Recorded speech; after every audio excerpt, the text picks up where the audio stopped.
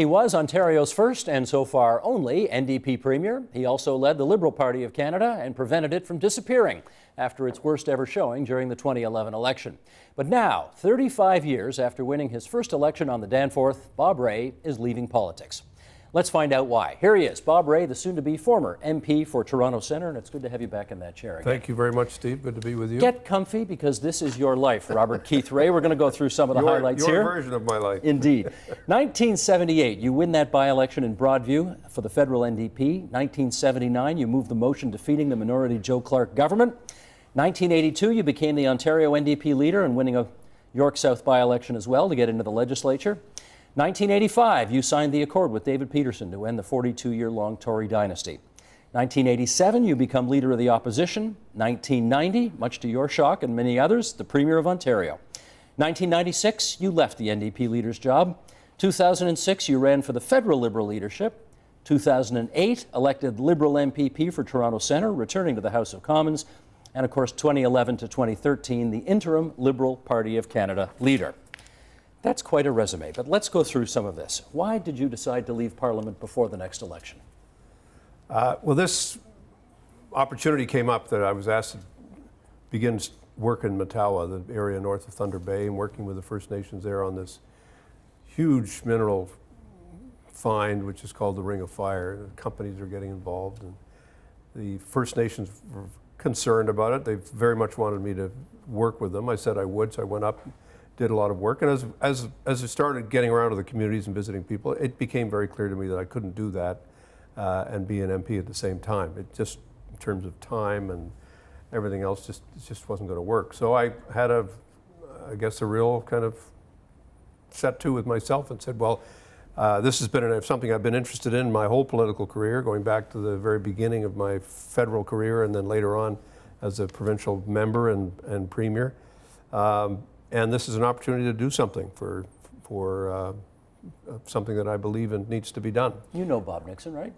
I know Bob Nixon very well. You do indeed. You appointed him Agent General to the good UK. Friend of mine.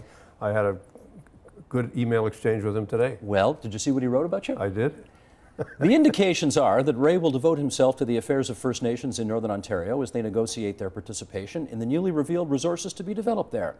Not a sufficient challenging alternative in my mind, writes the former leader of the Ontario Liberal Party. You know, the way Bob always holds back, you know, I sent him a little email note saying, you know, a much grimmer view than the one that I have. And I think there are people who feel that way and other people who I think understand the extent of the challenge across the country. I know that there were a lot of people who wanted me to stay on and work as an MP. A lot of people wanted me to stay on and work in the next election, including the leader. Mr. Trudeau made it very clear he wanted me to stay, and I appreciated that. And it didn't make the choice any easier, but ultimately I had to follow what I thought was the right thing for me to do at this stage in my life, and because of when you look at it, Steve, the fact is, as a country, we have one group of people who were here before any Europeans or other people got here.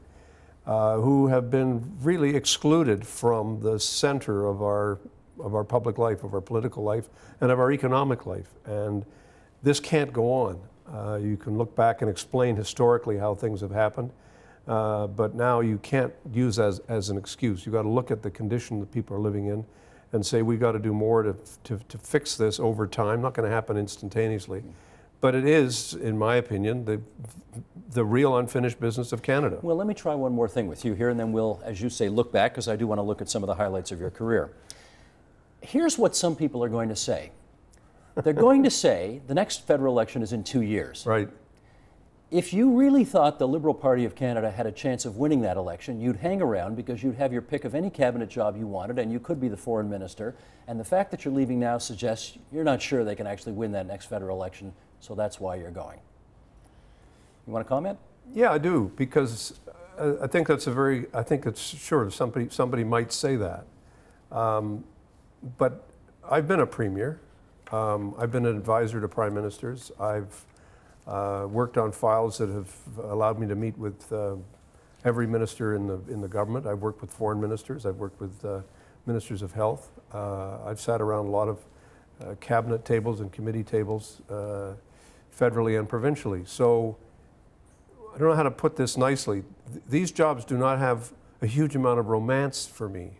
I know what's involved. I know what's involved in running a government. I know what's involved in watching prime ministers up close. I think I have a sense of what those jobs are like. I had to make another kind of decision, and that is, what do I want to do for the next 10, 15 years that I have, 20 years, however long, and 30 years, I don't know. I mean, give me more if I can get them.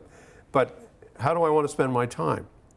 And I found when I ran organizations, for example, when I ran the former federations, I was actually more interested in being in the field and actually working with countries. And I was in Sri Lanka for a long time. I really enjoyed that. So I want to have the freedom over the next period of my life to be able to take up issues and respond to situations and be able to do that as an actively engaged citizen. To answer another question you put to me before, I don't want to be the mayor. I don't want to have a title. I don't need titles. I want to have the freedom to serve. And that's a different kind of life. And that's the life I want. I would prefer that to the life that was ahead of me. When I was left the private life to go back into politics in 2006, I thought I could run the government. And I thought I could run the party. I helped to renew and restructure the party and helped to do that. And I had to make a very difficult choice as to how I wanted to spend my time over the next while. Well, let me pick up on that, because I was going to get to this later, but since you're there right now, you came back out of private life into public life, ran for the federal Liberal leadership in 2006. And I did hear from a lot of people that had you decided earlier to, say, run for the Liberals in the 2006 election, you would have had a much better shot at that 06 leadership convention, but people thought, he hasn't been a Liberal long enough, and we can't hand the party over to a guy who's only been here for 5 minutes. So why didn't you get back in earlier? Well, the only time I had discussions about going back in was with Mr. Chrétien in, I guess it was the election of 2000. And it just wasn't a good time for me and for my family. It was, said, look, I'm interested in doing jobs. I'm interested in working. Happy to take on files and take on challenges, and I was very happy working at the Forum of Federations and doing stuff. I just didn't want to give up the life that I had as a lawyer and mediator. I wasn't ready to do that. I was asked by Mr. Martin to do this job on Air India, which I did, and it was a tremendously challenging job. And I was then asked to say, well, would you stay on and do the next stage of the inquiry? And I said yes. And then the Prime Minister called and said, oh, would you like to run as a candidate? I said, well, I can't do both. I've made a commitment to the families at Air India that I'm not going to just up and run. And that all took place in November, December 2005. And I know I'm sure you're right, that if I'd run in the election in 2006, I would have had a better shot of winning in 2006. But that's the reason why I didn't run. And that's life. You sort of say you make the choices that you make, and that's what happens, and you have to live with it. What's the best job you've had? We suggested off the top you've had a lot of jobs in politics. Which was the best? Premier of Ontario. Even though holy hell was raining down on your head every minute of that time you had that job. Well, it was a tough job, and the first year particularly for me was a difficult kind of adjustment, sort of looking at the problems and trying to figure out how to do the job. But I think that over time, it was something that I really came to enjoy and appreciate the opportunity to do. You were able to make decisions and do things that made a difference in people's lives. So without any question, taking the New Democratic Party from third place to second place to first place, and being the premier was a great privilege, and it was something that I in the end, I really enjoyed. If you'd said to me after the first 3 or 4 months, are you really enjoying yourself? I would have said, well, actually, enjoyment's not exactly the word I would use. Can we have a recount, please? How often during that 5 years that you were premier did you say to yourself, God, I wish I had this job at a different time in history? Not really. I didn't really say that. What I really did feel is that I really wanted a second term, because I really wanted. I knew everybody knew the economy was coming back. We could all see it starting to come back strongly in '93. We had over $5.5–6 billion worth auto investment coming in. We had a lot of things that were, the worst was behind us in terms of the overall economic situation. I had several really good ministers who were getting deep into files. I mean, you know, the work that Bud Wildman did on Aboriginal issues was absolutely first class. I had a terrific deputy premier, Floyd Loughran, you know, Dave Cook, Francis Lankin, Ruth Greer. I mean, they go through the list of people. They had a very talented cabinet. People often used to joke at the beginning about how inexperienced our government was, Well, but actually they were. we were. I mean, yeah, sure. I mean, we hadn't been in government before, but you know, by the time people got ready, some ministers really, you know, just knew exactly what to do. But we had some first-class people in government, and we developed some great programs. The Trillium drug plan, the restructuring we did on the forest industry, the work we did with de Havilland, all the work we did in preparation in the next term for the new agenda on education. We had the Bégin-Kaplan Commission, which people are still drawing from today. Yep. So I missed that more than anything else. But quite honestly, you know, to have had a chance to serve the province in that way was a fantastic privilege. Can you give us any more insight into what happened between you and the NDP? Was there some particular thing that broke up that relationship and made you ultimately decide, I'm more comfortable over here with the Liberals? You know, it really wasn't any one thing. I think obviously the social contract was difficult for many of the public sector trade unionists, trade union leaders who saw this as just a betrayal. I mean, they said, you know, I didn't elect an NDP government to do this, you know, to ask us to do this or to carry on this kind of a program, and that was tough. But I think it was slowly the period afterwards where I found that there were so few people who were really prepared to go to bat for what we did as a government. There were so few people who were really prepared to say, well, we did this because we had to do this, and who, in effect, I think when the election was lost in '95, were quite happy to go back into opposition and say this is really where we belong. And that ambivalence, as well as the sense that I had that the New Democratic Party in Ontario and I would argue federally really didn't make the shift that most social democratic parties have made around the world, and that is very explicitly to say, look, you know, it's not about socialism versus capitalism. That's not the issue. The issue is what kind of capitalism do we want to have? How do we create a more democratic economy? How do we engage people in that economy? And I think that was something I believed in very strongly. And I knew that when I said those things, and when I said things like, if you want to govern this province, you got to govern it from the middle, because if you don't govern it from the middle, you're not going to take advantage of all the talents and all the people that have to be engaged.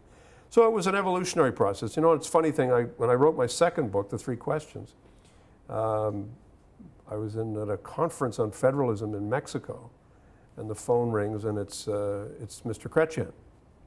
And he says, read your book. I said, yeah. He says, it's a very good book. He says, yeah.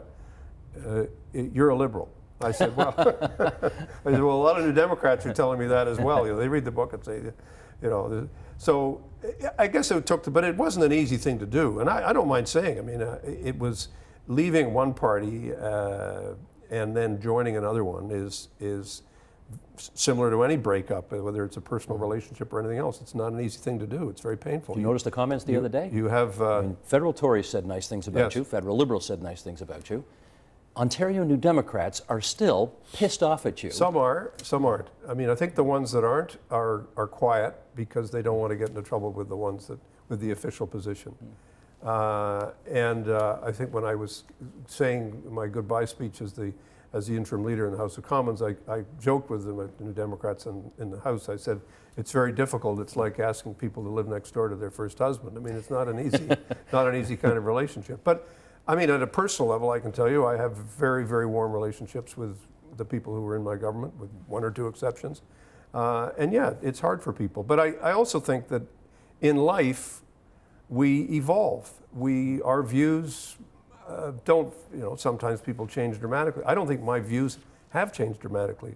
I think my sense of how we can achieve what we want to achieve politically and what's the best way to do it, what's the best party to do that with, has changed. Something's changed. You used to be, if I may be permitted this observation, you used to be very tough on people who change parties. You're not as tough on people who change parties now. Because you get it, right? I mean, it happens. People Well, there's evolve. some people who, yeah, I think you can say in some circumstances people change parties in a way that completely, like quite dramatically, like you're in a party one day and you're not, and the next day you're sitting on the other side of the house. I didn't do that, Right. as you know. I was out of politics for 10 years of practicing law very happily at a great law firm, Goodman's. With Mike Harris. Well, Mike came in towards the end of my time there, and he came in as an advisor and consultant. Did you go to partner meetings with him? Well, no, he wasn't a partner of the firm. But did you He's have not a meetings lawyer. together with him? I didn't. We didn't have any files together. That's but what I'm just trying to figure out how that would have worked. Occasionally, we broke bread together, but and I still would. I mean, I'm not one to draw those lines. So I did. It was a tough. When I did join the Liberal Party and did run for the leadership, of course there were many New Democrats who've been strong supporters of mine who were very, very angry, and there's no other way to describe it. I haven't kept the emails, but I can tell you they were quite tough. On the other hand, I've maintained very close relationships with the people who were key advisors of mine and key friends of mine and key cabinet ministers of mine in the government, and still have very strong and warm feelings about them, and I hope they feel the same way. I've got about 4 minutes left, and I want to tackle two more things with you. And the first is this. You've been at the center of a lot of the politics of this country for about 3.5 decades. And now you're not going to be. And I just wonder if you're kind of working that out in your head right now. Yeah, I think I am. I'm not uncomfortable with it, because I think one of the things that happens is that if you take the interest that I have in Aboriginal issues, both in Ontario and even in the last few days, I've been contacted by people around the country about, well, would you be interested in this or that, and so on. Is politics follows you everywhere. I mean, I'm not in parliamentary politics anymore, but I'm still in public life, still will be engaged in public issues. There's a lot of other ways in which you contribute, a lot of teaching and writing and engaging with people across the country. And I'm not convinced now, having been in Parliament and in the Legislative Assembly in Ontario, I'm not convinced that that's actually where all the greatest thinking and activity actually takes place. That's quite an indictment on politics. Well, no, but it's a reality. I think everybody understands it. It's become a very partisan forum. I'm not denigrating Parliament. I've been very proud to be a parliamentarian. I do find it now a tougher place to just spend time, because it's not as productive a place as at one time it certainly was. And I was in a lot of, and it can be again, and it may well be again, and I hope sincerely that we do recover some of the better parts of our parliamentary life, because I think it's too bad if we don't have them. And that's the last thing I wanted to ask you, actually. It's hard to remember a time in your life or mine where politicians were held in lower esteem than now. You've got two mayors of Montreal basically frog marched out of the building. You've got a mayor in Toronto who the Toronto Star says smoked crack cocaine on video. The mayor of London is under indictment, former Liberal MP as well. Very poisonous relations in the House of Commons, some crazy things going on at Queen's Park too. What's going on? Well, first of all, municipal politics, I would observe, is one of the tougher environments to work in, and there will always be, and always have been, in every level of government, municipal, provincial, and federal, people, either public servants or elected people, who try to take advantage of the system, and that's terrible when it happens, and worse when it's ex-journalists doing it. Well, it's terrible when it happens, and it's sad to see it happen in many cases, because it's a lot of we all know each other, right? Everybody knows people who've been appointed to the Senate. We all know the people who've. I know all the people in politics in Queen's Park. I know the people at the municipal level, both in Toronto and Montreal, and it's a hugely sad event when these kinds of allegations come up, and when we don't know exactly what happened, and we're still going through this very difficult public process. You know what? I'm not sure that it's actually true to say that this is a unique period in our history. These problems happen. If you go back and look at the stuff that people said about Sir John A. or the Pacific scandal, when people said he was done, he took 10 grand from the Canadian Pacific and everything else. I mean, every government, even the people that we revere, Tommy Douglas's government in Saskatchewan. If you look back at the history, he was being pilloried a lot of the time for issues and for, so-called conflicts of interest affecting, members of his cabinet and so on. You go back, it was never a picnic. It's never been a picnic, and it isn't a picnic. But I do think it's troublesome. What's happening now is, I think this way in which people are trying to literally suppress voter interest, and there is a Republican conservative movement in North America to really try to suppress as much as possible the participation in voting so they'll have a better chance of winning. And I think the rest of us who are not Republican conservatives, need to be much tougher about what's actually happening in politics today. Because this, I can tell you, you look at the House of Commons, we have to do more analytical work on analyzing how these guys are, how questions are being asked and how answers are being given. We need to begin to dissect this process because it's so unhealthy. Give you an answer, and then imagine if we'd had this interview and you asked me a question and I said, and then I spent the next 10 seconds or 30 seconds or 50 seconds telling everybody what a lousy guy you are. I mean, it would be ridiculous in a conversation. It'd be absurd. But there's this tremendous tendency to say, well, we have to get our message across. And every moment we have to communicate, we will use to give our message, which is partly a positive message about how wonderful we are, and then it's a negative message about how terrible whoever's asking the question is. And we wonder why people are turned off politics. It's been said, this is not original to me, many other people have said this, but if Chrysler and GM and Toyota tried to sell cars the same way, nobody would buy cars. Right. And it's the same thing serving. So where we're in a situation is we're talking down the business. We're deliberately talking down the business. In the case of the Republicans and the Conservatives, we're talking it down because that's how we're going to win, because we're going to get more of our electorate out than they're going to get of theirs. And I think you're seeing that in Canada today. I think there's a deliberate effort to suppress voting. I mean, the robocalls things is a classic example, but it's even more sort of subtle in the robocall thing. It's all about the way in which you attack the motivation, the character, the quality of the individual across from you. And you do that systematically often enough, and the hope is that you'll discourage people from going into politics. You'll make sure that people remember that on election day and say, I don't really care, I'm done now. And I think what President Obama's done, I think the meaning of his 2 elections is he was all about mobilizing a whole bunch of people and getting people to vote who nobody thought would vote. And that's frankly what the Liberals have to do in the next election. When I see how this issue still gets under your skin, it makes me wonder why you're walking away, because you still care about this stuff. Bob Rae. Of course I do. Yeah, and we hope this will not be your last visit to our studio. Well, that's up to you. I see. Your listeners should know. We don't just turn up here on a day and say I'd like to be on your show. We get invited on your show. So. Well, then we will invite you back, particularly when your Ring of Fire stuff starts happening. We'd love to hear more about that. Happy to do that. Great. Bob Rae, former Premier of Ontario, former interim Liberal leader of Canada. Thanks so much. Thank you.